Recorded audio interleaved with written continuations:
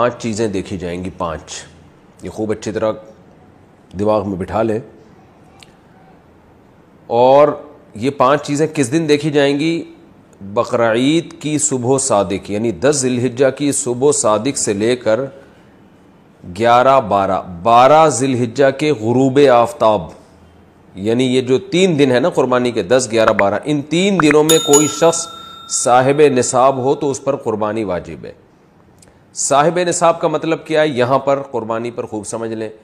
سونا ہو کسی کے پاس، یا چاندی ہو، یا مال تجارت ہو. تجارتی مال کا مطلب وہ چیز جو بیچنے کی نیت سے خریدی ہو. کوئی پراپرٹی ہے بیچنے کے لیے خریدی، دکاندار کا جو جتنا سامان دکان میں پڑا ہوتا ہے سب بیچنے کے لیے خریدا ہوتا ہے.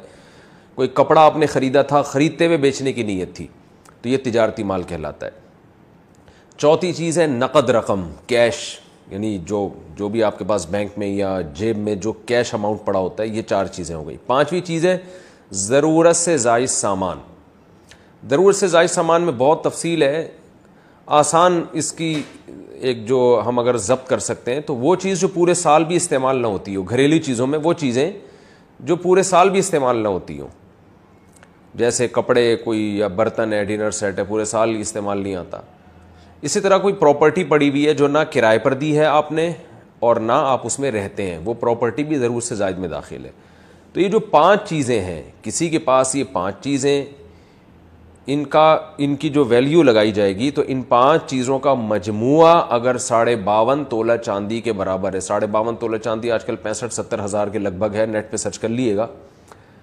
تو کسی کے پاس یہ 5 چیزیں، یا 5 میں سے 4 چیزیں، یا 4 میں سے 3 چیزیں، یا 3 میں سے 2 چیزیں، یا کوئی ایک چیز 52.5 تولہ چاندی کے برابر ہے، اور یہ بقرعید کی صبح صادق سے لے کر ذی الحجہ کی 12 تاریخ کی غروب آفتاب سے پہلے تک رہتی ہے اس کے پاس، تو ایسے شخص پر، یعنی بقرعید کی صبح صادق کے وقت اس کے پاس یہ نصاب موجود تھا، اور یہ 13 تاریخ کی ذی الحجہ تک اس کے پاس یہ نصاب موجود رہتا ہے، تو وہ صاحب نصاب کہلائے گا.